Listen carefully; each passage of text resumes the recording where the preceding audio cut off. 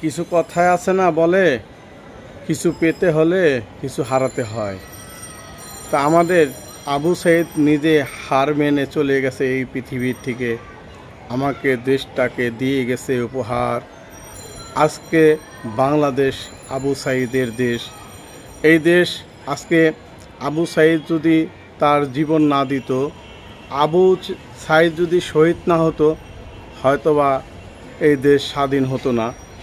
আজকে আমরা পেয়েছি আবু সাইদের মতন একটি মানুষ, যে নিজের জীবন দিয়ে সে এই বাংলাদেশটাকে স্বাধীন করে গেছে, উপহার দিয়ে গেছে আমাদেরকে।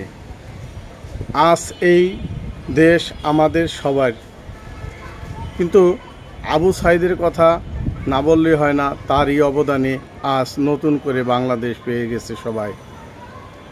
আবু সাইদের জন্য দোয়া করবেন। ইনশাআল্লাহ সবাই ভালো থাকবেন, সুস্থ থাকবেন। আসসালামু আলাইকুম।